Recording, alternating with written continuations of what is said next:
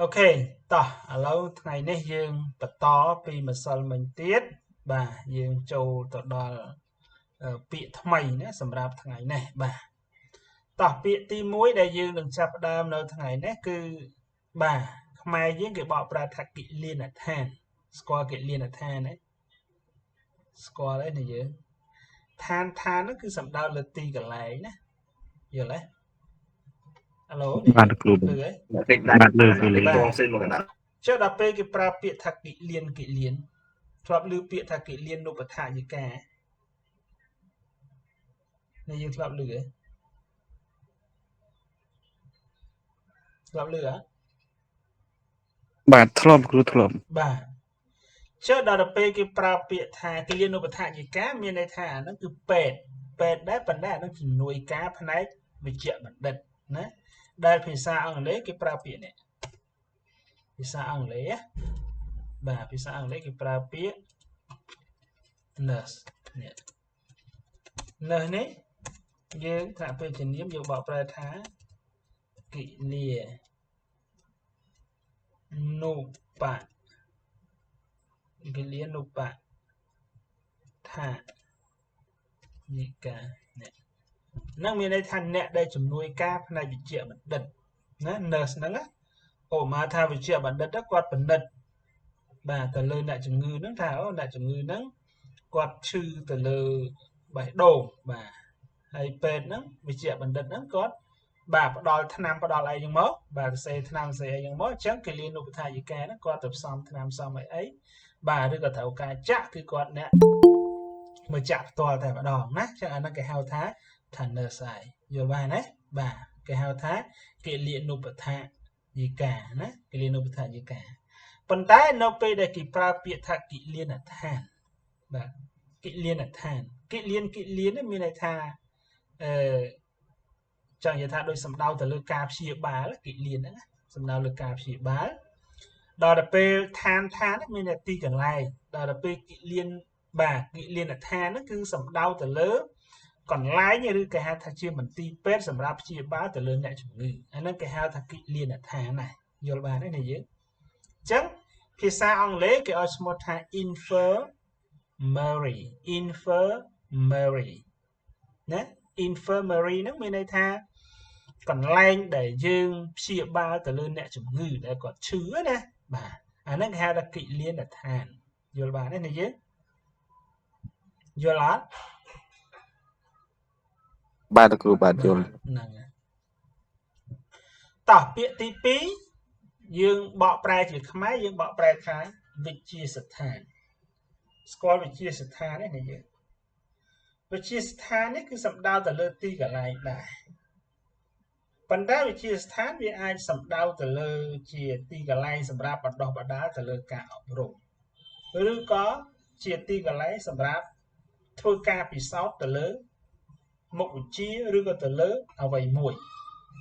អូម៉ាថាគេប្រើពាក្យថាវិទ្យាស្ថាន Pasteur ធ្លាប់ឮទេធ្លាប់អត់នេះធ្លាប់ឮទេគេវិទ្យាស្ថាន Pasteur ចឹងវិទ្យាស្ថានដែរចឹងវិទ្យាស្ថានហ្នឹងគឺគេជាទីកន្លែងមួយដែលគេពិសោធន៍បាទទៅលើភាគសំណាក់អីផ្សេងណាដោយតាំងពីសម័យកូវីដដែលទៅចូលមកដំបូងហ្នឹងអញ្ចឹងគេយកសំណាក់យកទៅបាទពិនិត្យមើលឬក៏យកទៅពិសោធន៍មើលនៅខាងវិទ្យាស្ថាន Pasteur ហ្នឹងឃើញទេអាហ្នឹងក៏ជាគេហៅថាវិទ្យាស្ថានដែរកន្លែងអប់រំដោយគេប្រើពាក្យថាវិទ្យាស្ថានជាតិអប់រំឃើញទេគឺកន្លែងនេះគឺសម្រាប់បណ្ដុះបណ្ដាលទៅលើគ្រូកម្រិតវិទ្យាល័យទូទាំងប្រទេសឬក៏គ្រូដែលបង្រៀនទៅលើមុខវិជ្ជាភាសាបារាំងហើយនិងអក្សរសាស្ត្រខ្មែរក៏គេមកបណ្ដុះបណ្ដាលនៅវិទ្យាស្ថានជាតិអប់រំដែរឃើញទេយល់បានទេចឹងភាសាអង់គ្លេសគេប្រើពាក្យថា institute យើងអានថា institute ចឹង institute នេះយើងបកប្រែថាវិទ្យាស្ថានយល់បានទេយើងយល់ទេតើអត់បាទគ្រូបាទប៉ុន្តែបើសិនជាយើងប្រើពាក្យថា institution ហ្នឹងយើងបកប្រែថាគ្រឹះស្ថានវិញ institution ហ្នឹងគឺគ្រឹះស្ថានវិញណាស្អីទៅគ្រឹះស្ថាន bà cái thứ than nó coi chia còn lại sầm rạp bắt đầu bắt đa rồi coi chia còn lại trong ca và lật đi xây nó có cái pra bị thật cái than đa mà đây cái pra bị là cái than bỏ búng nâng chạy chắc mình đây than cả lại nhất thứ chỉ ti cả lại sầm rạp để bỏ búng từ lớn đôi sự thầu đó cho bắt lấy thì để cho bắt sầm lấy thì bạn lưu sầu bắt sầm lấy thì các bạn chắc mình đây than cả lại nó cứ kế sầm rạp để bỏ búng từ lớn sự thầu bỏ bôngให้thì chạyนะแต่ตามที่กระไรเซ็งแต่ตามสาระเรียนเซ็งแต่อย่างเงี้ยอันนั้นคือสถานกรองการกรบกรองระบบกระทรวงอบรมนะอันนั้นคือปราบเปียจากครุสถานนะอย่างเงี้ยปัญหามวยติดก็คือปราบเปียจากครุสถานด้วยคือปราบเปียจากครุสถานอุดมศึกษาสาธารณะอันนั้นคือสำเนาถึงเลือสกอลวิทยาลัยได้สถานกรองการกรบกรองระบบรอดนะโดยที่สกอลวิทยาลัยภูมิพนมเปญสกอลวิทยาลัยจิตกรบกรองนะสกอลวิทยาลัยบ่าภูมิบัณฑิตศาสตร์นวิทยาศาสตร์เศรษฐกิจสกอลวิทยาลัยบ่าภูมิบัณฑิตกสิกรรมไอเจดามนะแค่นี้อันนั้นคือหาแต่ครุสถานอุดมศึกษาเป็นได้แบบสาธารณะนะระบบรอดอย่างเงี้ยจึงคือปราบเปียถ้า institution อังเลคือปราบเปียถ้า institution บ่าโอเคมวยติดยังปราขมายยังคือบอกปราทาวิทยาสถานอบรมนะจังภาษาอังกฤษคือปราบเปียถ้า educational ยังบอกปราทาอบรม institution มีในทาวิทยาสถานหรือกับครุสถานกับบ้านนะ institution นะจังเราไปยืมควบคุมต่างปีนเต้า educational institution มีในทาวิทยาสถานอบรมมีในทางอะไรนั่นคือเก็บประดอบสำคัญแต่เรื่องการอบรมเตะโยนบ้านนั่นเองยังโยนเลยเราโยนตีหอชีไปโยนมาจาก educational institution เราโยนตีหอมาเราแค่มาตีหอจากขมายทางเมื่อไหร่ก็กอดจ้ะมากอดเรียนនៅ វិទ្យាស្ថានជាតិអប់រំចឹងចោះតោះតែងមើលនេះយើងតែងសាក់តែងទៅមើលគាត់អង់គ្លេសថាម៉េចគាត់ he បាទ he បាទចុះរៀនអង់គ្លេសថាម៉េចរៀន learn រៀនអង់គ្លេសថាម៉េចរៀនបាទ learn study learn ក៏បានឬក៏យើងប្រើពាក្យថា study ក៏បានចឹងនៅអង់គ្លេសថាម៉េច at អូខេចុះវិទ្យាស្ថានជាតិអប់រំ it education ហើយ ជាតិថាម៉េចជាតិ national international national អីគេ institute institute of education ក៏បានដែរចេះក៏បានណាឬក៏យើងអាចប្រើមួយទៀតជាទូទៅគេប្រើអញ្ចឹងណាគេហៅកាត់ថា NIE ហ្នឹងណាឬក៏យើងអាចតែងចេះមួយទៀតក៏បានដែរអាហ្នឹងបើចង់តែងឲ្យត្រូវជាមួយនឹងអ្វីដែលយើងអញ្ចឹង he study at national educational institution អាហ្នឹងបើយើងចង់តែងឲ្យត្រូវអាខាងលើនេះចឹងមានតែគាត់រៀននៅឯវិទ្យាស្ថានជាតិអប់រំបាទណានោះបើយើងចង់តែងឲ្យត្រូវណាប៉ុន្តែសំណួរសួរថាអាពីរហ្នឹងអាមួយណាត្រូវជាងអាលើត្រូវជាងតើបានអត់និយាយតើតនគ្រូតោះមួយទៀត jail យើងអានថា jail នេះយើងបកប្រែថាគុកស្គាល់គុកហ្នឹងយើង spoil ក្លឹបទៅលឿដែលឃើញ អត់ឡើយលឺចង់ឃើញអត់ចា អត់ អត់ទេណាអូខេ jail គឺស្មើជាមួយនឹងពាក្យថា prison ហ្នឹងក៏បកប្រែថាគុកដែរណាបាទគុកណាអញ្ចឹងឧទាហរណ៍ថានាងបាទជាប់គុកចំនួន5ឆ្នាំពីព្រោះនាង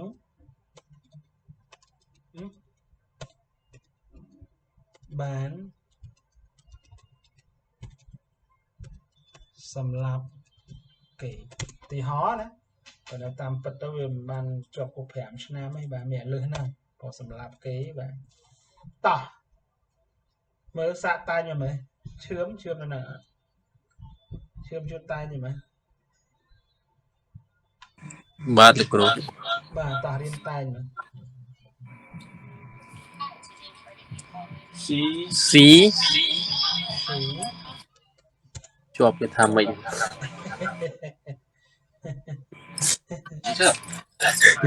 ចាំមិនត្រូវឥឡូវរៀនស្រាវជ្រាវខ្លួនឯងមើល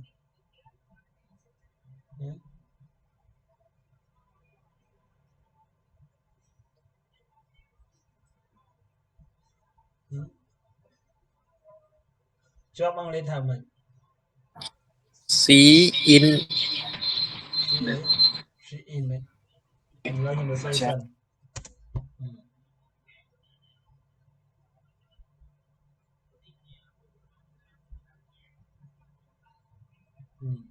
អីទៀតមិនស្ងាត់ដែរ she in នេះស្ងាត់ដែរ Poronex សិនលោកគ្រូ C in the jail C in the jail 5 year បាទទៀតនៅពាក្យគេទៀតនេះឥឡូវខ្ញុំសេសិនណាអត់ដល់ខុសត្រូវឲ្យសេសិនបាទ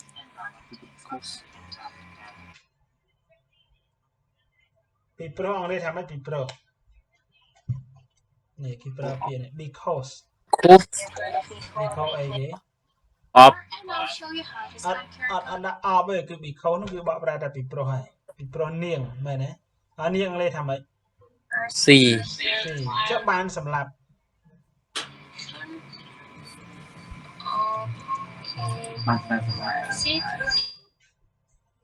នាងបានសម្លាប់គេថាម៉េចសម្លាប់អង់គ្លេសថាម៉េចបានសម្លាប់ C kill បាទ kill ដោយសារយើងប្រើពាក្យថាបានមែនទេបានចឹងបាន kill គេប្រើជាអតីតកាលពីព្រោះនាងបានសម្លាប់គេនេះគឺ someone មិនដឹងណាគេទេ someone ហ្នឹង because she killed someone ប្រយោគនោះចិត្តត្រូវបាទចិត្តត្រូវយើងបន្ថែមតែ2ពាក្យទៀតទេត្រូវចឹង she ជាប់គុកចឹង she is តាមពិតពាក្យបញ្ជាក់តាមពិតត្រូវទៅសេអានេះបើសិនជាយើងទៅសេឲ្យពេញគេថា to be ណា to be in the jail បាទអាហ្នឹងគេបកប្រែថាជាប់គុកតែម្ដងពាក្យហ្នឹងណា to be in the jail នេះជាប់គុកតែម្ដងណាចឹងមានន័យថា she is in the jail for 5 years នាងបាទគឺជាប់គុកអស់រយៈពេលអា for នេះយើងបកប្រែថាអស់រយៈពេលឬក៏ចំនួនក៏បានដែរចំនួន5ឆ្នាំពីព្រោះនាងបានសម្លាប់គេយល់តើអត់បាទយល់គ្រូតនបាទតោះមួយទៀតបាទអនុវិទ្យាល័យចឹងអនុវិទ្យាល័យយើងប្រើអានថាគេប្រើពាក្យថា junior high school ឬក៏គេប្រើពាក្យមួយទៀតក៏ស្មើនឹងពាក្យថា junior high school ដែរណាបាទ junior បាទ junior high school បាទយើងប្រើមួយទៀតថា lower បាទ lower secondary school អាហ្នឹងក៏ស្មើនឹងពាក្យថាអនុវិទ្យាល័យដែរកាលណាយើងនិយាយពីអនុវិទ្យាល័យគេគិតពីថ្នាក់ម៉ានដល់ថ្នាក់ម៉ាននិយាយដឹងហ៎គិតពីថ្នាក់ទីម៉ានដល់ថ្នាក់ទីម៉ានទី7ដល់ទី9ថ្នាក់ទី7ដល់ទី9គឺ grade 7 till grade 9ណាប៉ុន្តែបើសិនតែយើងប្រើពាក្យថា high school បាទ high school ឬក៏ស្មើពាក្យមួយទៀតថា upper បាទ secondary school គឺយើងចាប់ផ្ដើមពីថ្នាក់ទីម៉ានដល់ទីម៉ាននេះយើងទី10ដល់12នេះណាបាទយល់បានទេនេះយើងយល់ទេតើឥឡូវគឺអនុវិទ្យាល័យណាបាទពេលអាក្រោមគឺបាទវិទ្យាល័យចុះដល់ពេលថ្នាក់បឋមគេប្រើពាក្យអីផ្សារមិញដែលយើងរៀនគេប្រើពាក្យអី elementary school មិនចឹងហើយវាស្មើនឹងពាក្យមួយទៀតថា primary school primary school គិតពីថ្នាក់ប៉ុន្មានដល់ប៉ុន្មាននេះយើង grade បឋមសិក្សាទី1ដល់ទី6គ្រូបាទទី1ដល់ទី6ឃើញទេបាទចឹងគេមានអញ្ចឹងណាអញ្ចឹងមានន័យថាគេប្រើរូបមន្តថាម៉េចគេប្រើរូបមន្តថា6 plus 3 plus 3ហើយរូបមន្តរបស់វាមានន័យថាយើងចំណាយពេល6ឆ្នាំសម្រាប់ថ្នាក់បឋមសិក្សាយើងចំណាយពេល3ឆ្នាំសម្រាប់ថ្នាក់អនុវិទ្យាល័យហើយយើងចំណាយពេល3ឆ្នាំទៀតគឺសម្រាប់ថ្នាក់វិទ្យាល័យឃើញទេហើយដល់ពេលថ្នាក់បើសិនជាយើងធ្លាក់បាក់ឌុបទៅយើងរៀន2ឆ្នាំអាហ្នឹងគឺសម្រាប់ថ្នាក់បញ្ញាបត្ររងណាបាទចាប់បញ្ញាបត្ររងទៅបាទបានយើងបន្ត2ឆ្នាំទៀតបានស្មើនឹងបរិញ្ញាបត្រឃើញទេបាទអាហ្នឹងបើចង់រៀនបន្តទៀតណាប៉ុន្តែបើសិនជាយើងជាប់បាក់ឌុបហ្មងណាគឺយើងបន្តយក4ឆ្នាំថ្នាក់អនុបណ្ឌិត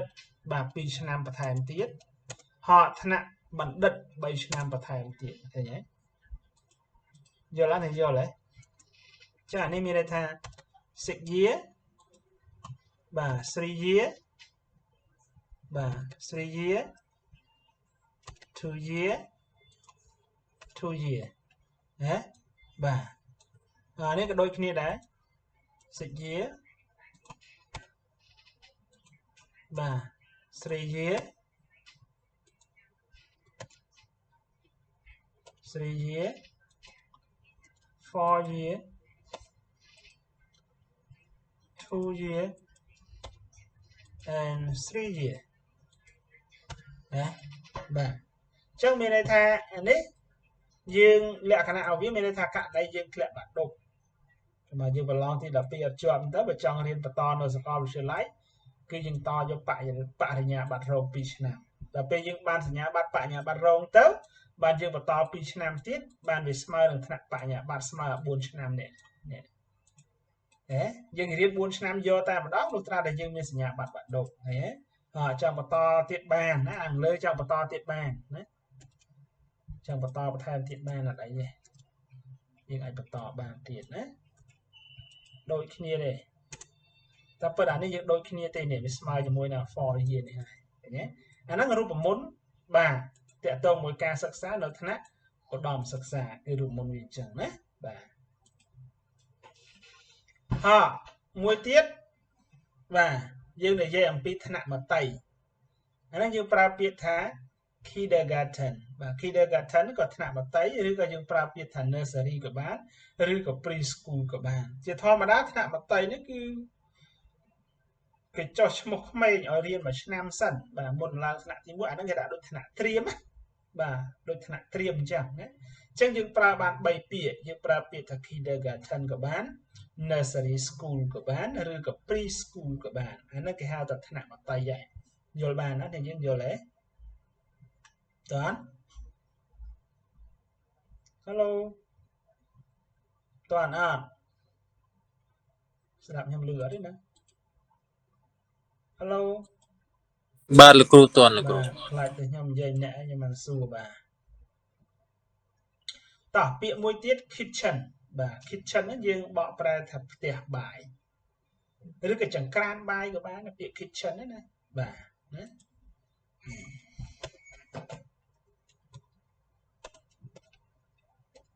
bà kitchen chẳng can bài bà nó không chẳng can bài dương miệng đây là thì thôi mà đã trao lẻ spoon mà nè bà dương thầu là miệng spoon nó cứ slap bịa bài đấy thì dương đấy spoon slap bịa bài miệng tiết fork nó cứ xòm toàn đấy pot năng bà năng ấy đó toàn đấy bà năng tiệt này đấy ấy tiết ạ chopstick nhá chopstick bà chopstick đôi chả cả bà chẳng cả ấy tiết như mình tiết plate bà plate rư cả dish bà đây nó cứ tràn bài ấy mê tiết ok lại bằng lãng bà anh cản bài bà ok môi tiết mình ti bị sao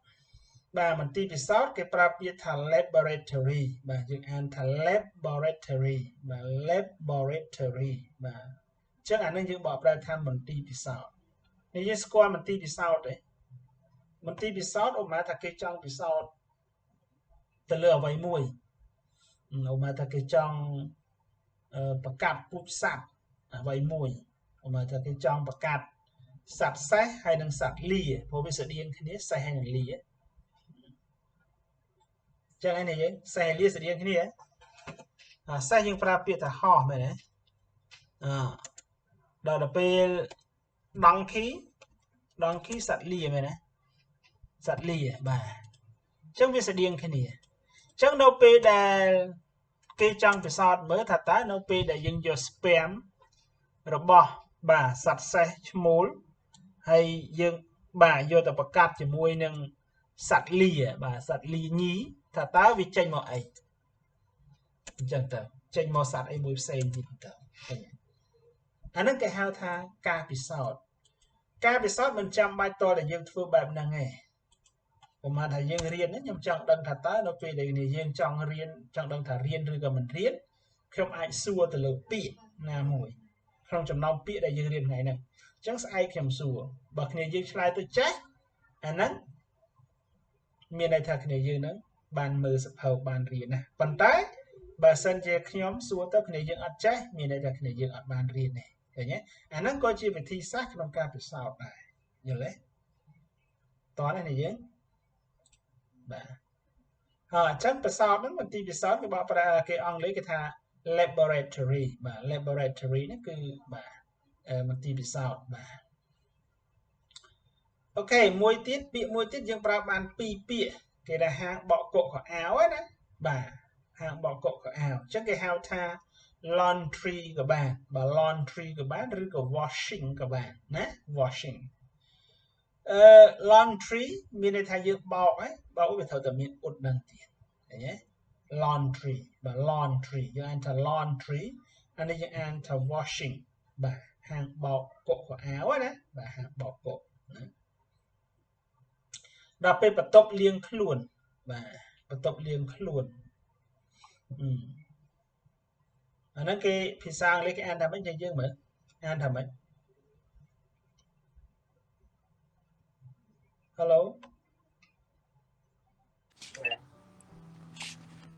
อันทำไหม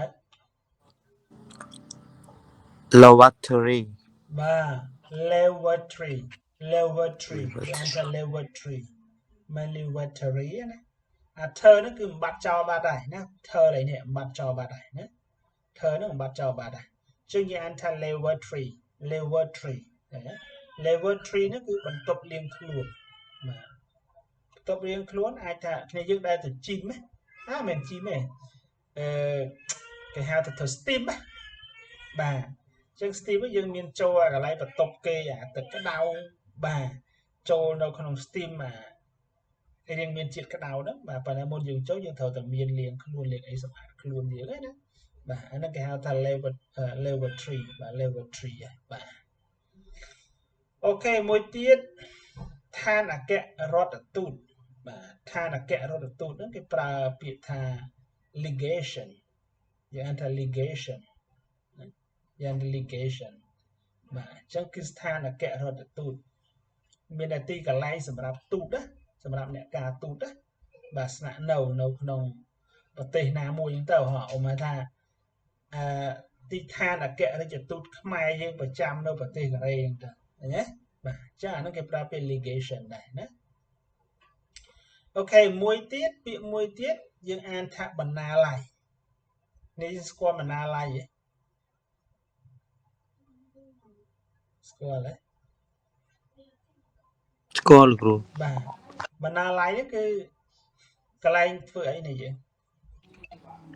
Like and the pole like បាទកន្លែងផ្ទុកសភៅបាទយើងមានកន្លែងអាននៅក្នុងហ្នឹងណាបាទអូខេអាហ្នឹងហៅថា library ហ៎បាទ library បាទ library ហើយនឹង bookstore ខុសគ្នាមិនតែមើលនេះយើងមើលស្គាល់ bookstore អត់ library បាទហើយនឹងចាំបងបាទ bookstore ហ្នឹងកន្លែងទុកសភៅបាទ bookstore ហ្នឹងគឺកន្លែងលក់សភៅបាទហើយដល់ពេល library ហ្នឹងគឺកន្លែងសម្រាប់ឲ្យគេទុកសភៅដែរប៉ុន្តែគាត់ថា library យើងអត់មានសិទ្ធិទិញទេយើងបានត្រឹមមកខ្ចីយកទៅមើលអានអីចឹងណាបាទវាទុកសភៅដូចគ្នាពីរហ្នឹងវាផ្ទុកសភៅដូចគ្នាប៉ុន្តែគាត់ថា library នេះគឺវាអត់មានន័យថាវាអត់លក់ទេសភៅហ្នឹងគឺគេធ្វើឡើងសម្រាប់ឲ្យសិស្សនិស្សិតយកទៅអានឬក៏ស្រាវជ្រាវទៅហើយបើយើងអត់ចង់អានហ្នឹងទេយើងអាចខ្ចីសភៅហ្នឹងយកទៅអាននៅផ្ទះក៏បានដែរអាហ្នឹងគេហៅថា library ឃើញទេអញ្ចឹងដល់ពេល librarian បាទនេះដល់ពេលយើងខ្ចីទៅ librarian នេះ librarian គេមានន័យថាបណ្ណារៈបណ្ណាបណ្ណារៈបាទហ្នឹងគេថាបណ្ណាបាទបណ្ណារៈបាទបណ្ណារៈហ្នឹងគឺមានន័យថាអ្នកដែលមើលថែទៅលើសភៅនៅក្នុង library ណាបាទអាហ្នឹងហៅ librarian ណាបាទប៉ុន្តែពាក្យ bookstore នេះវិញមានន័យថាវាផ្ទុកសភៅដូចគ្នាដែរប៉ុន្តែគាត់ថាសភៅហ្នឹងគឺសម្រាប់យើងលក់ដូរឃើញទេដូចជាបណ្ណាគារអីគេផ្សេងផ្សេងទេណាបាទនេះយើងបកប្រែថាបណ្ណាគារក៏បានពាក្យហ្នឹង bookstore ហ្នឹងណាគឺសម្រាប់លក់អញ្ចឹងវាខុសគ្នាតែប៉ុណ្្នឹងឯងអាមួយអត់លក់អាមួយទៀតលក់សភៅណាបាទអញ្ចឹងតើនេះយើងតើណាបាទតោះពាក្យមួយទៀតបាទពេទ្យឈួតពេទ្យឈួតបាទពេទ្យឈួតគេហៅថាម៉េចវិញ med house មែនទេ med house ពាក្យបាទពាក្យ med នេះយើងបកប្រែថាឈួតពាក្យហ្នឹងណាបាទ med នេះយើងបកប្រែថាឈួតដល់ពេល house យើងបកប្រែថាផ្ទះដល់វាទៅជា med house វាទៅជាពេទ្យឈួតវិញចឹងណាបកប្រែថាពេទ្យឈួតវិញណាបាទពេទ្យហ្នឹងមិនពេទ្យឈួតអត់ដឹងអីអូខេមួយទៀតក្រសួងសភាចារបុរសនេះគេមានក្រសួងសភាចារបុរសទៀតនេះយើងធ្លាប់លើសពាក្យហ្នឹងឯងសភាចារបុរសធ្លាប់លើទេនេះយើងណាស់ដែរលើយើងរៀនអង់គ្លេសចេះទាំងខ្មែរទៀតបាទ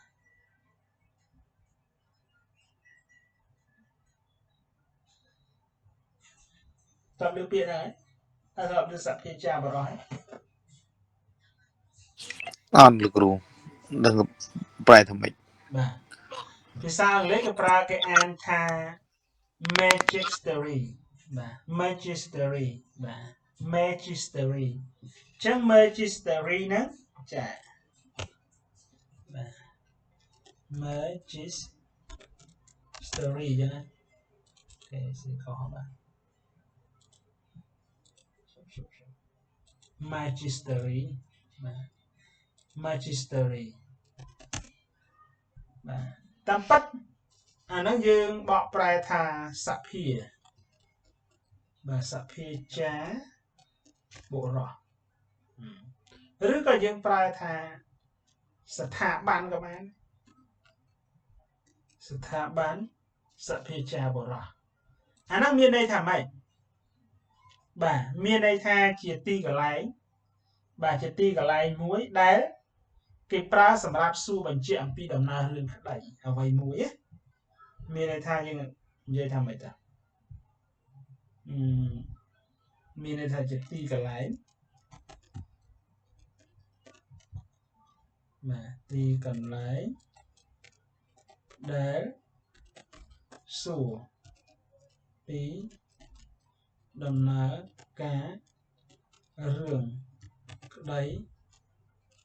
អ្វីមួយបាទអានេះគេហៅថា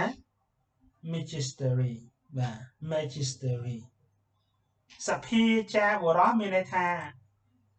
សំដៅទៅលើអ្នកដែលសួរបញ្ជាក់អំពីដំណើររឿងក្តីអ្វីមួយសួរបញ្ជាក់ណាឧបមាថាអញ្ចឹងឧបមាថាឈឿមបាទមានរឿងក្តីក្តាំងជាមួយនឹងបុរសកម្នាក់អញ្ចឹងគាត់ចង់ប្តឹងដោយសារបុរសកហ្នឹងអាចថាធ្វើលបងរំលោភទៅដល់ដីរបស់ឈឿមអញ្ចឹងទៅណាឧទាហរណ៍អញ្ចឹងឃើញទេអញ្ចឹងឈឿមបាទដាក់ពាក្យបណ្ដឹងទៅឡើងដល់តុលាការអញ្ចឹងដល់ពេលតុលាការគេមានបាទសភាចាបុរសគេមួយដែលទទួលរឿងហ្នឹងអញ្ចឹងណាបាទឧទាហរណ៍ដល់ពេលអញ្ចឹងឈឿមដាក់ទៅបាទបើសិនតែឈឿមចង់សួរថាតើរឿងក្តីរបស់ខ្លួនឯងដំណើរការដល់ណាហើយយើងអាចទៅសួរបញ្ជាក់បន្ថែមបានណាបាទអញ្ចឹងណាអានេះហៅថាសភាចាបុរសមានន័យថាជាទីកន្លែងមួយដែលយើងសួរបញ្ជាក់អំពីដំណើររឿងក្តីអ្វីមួយណារឿងក្តីអ្វីមួយហ្នឹងគឺវាមានច្រើនរឿងក្តីហ្នឹងខ្ញុំដាក់ពាក្យថាអ្វីមួយហ្នឹងណាអញ្ចឹងភាសាអង់គ្លេសគេ magistery បាទ magistery បាទអូខេមួយទៀតពាក្យភូមិគ្រឹះនេះយើងស្គាល់ភូមិគ្រឹះហ៎បាទអាហ្នឹងគឺវាស្តៀងទៅជាមួយនឹងផ្ទះវីឡាដែរប៉ុន្តែគ្រាន់តែផ្ទះវីឡានៃតូចល្មមអីយើងធ្វើបានណាសំខាន់ធ្វើឲ្យខ្ពស់គ្រឹះវាឲ្យល្មមទៅប៉ុន្តែភូមិគ្រឹះនេះវាខុសពីវីឡាខុសវីឡាត្រង់ថាភូមិគ្រឹះវាតតែធំដីនឹងវាធំណាហើយចឹងក្បែរមហិតាយនោះបាទឬក៏ធំជាងហ្នឹងទៅបាទហើយគេធ្វើមានអាងទឹកអីផ្សេងនៅហ្នឹងណាសម្រាប់កំសាន្តនៃសមាជិកគ្រួសាររបស់គេណាបាទអញ្ចឹងអានោះគឺភូមិគ្រឹះអញ្ចឹងភូមិគ្រឹះនេះគេហៅថា mansion បាទ mansion បាទភាសាអង់គ្លេសគេហៅ mansion ណាបាទ mansion បាទតោះនេះយើងបាទតោះមួយទៀតពាក្យមួយទៀតផ្សារបាទផ្សារនេះអង់គ្លេសយើងដឹងហើយ market យើងអានថា market បាទបើឥណ្ឌាវាអានថា market ឥណ្ឌាវាអានថា market បាទ market ព្រោះ market យើងមានអហ្នឹងចឹងឥណ្ឌាអវាជួយចិត្តបញ្ចេញខ្យល់រឹហ្នឹងអញ្ចឹង market នេះវាអានចឹង market ឥណ្ឌាបាទហើយយើង market ណាបាទហើយដល់ពេលផ្សារទំនើបវិញយើងប្រើបានរហូតដល់3ពាក្យទី1យើងប្រើពាក្យថា supermarket ក៏បានឬក៏ supermall ក៏បានដែរអ្នកខ្លះគេថា supermall ក៏បានដែរគឺ supermarket ហ្នឹងឬក៏យើងប្រើពាក្យថា grocery ក៏បានឬក៏ grocery store ក៏បានហ្នឹងក៏ផ្សារទំនើបដែរប៉ុន្តែគ្រាន់តែពាក្យពីរក្រុមហ្នឹងគេកម្រប្រើពាក្យច្រើនគេប្រើពាក្យខាងលើនេះបាទ supermarket ឬក៏ supermall នេះ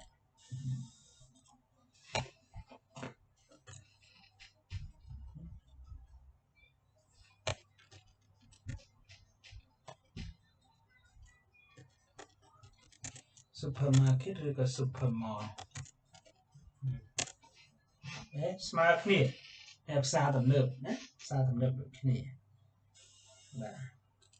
ទcòn ពាក្យ grocery ហើយនិងពាក្យ grocery store នេះបាទគឺយើង កំដៅប្រើពាក្យហ្នឹងណាកំដៅឃើញបាទប៉ុន្តែពាក្យដែលគេនិយមប្រើជាងគេគឺ supermarket ហ្នឹងហើយចឹងតើយើងតើណាបាទតើណាអូខេចឹងដោយសារយើងដល់ម៉ោងដែរហើយខ្ញុំគិតថាប៉ុណ្ណឹងសិនចុះណាហើយចាំស្អែកចាំយើងរៀនបន្តទៀតណាអរគុណច្រើនសម្រាប់ការចូលរួមថ្ងៃនេះបាទ Good night and sweet dream all together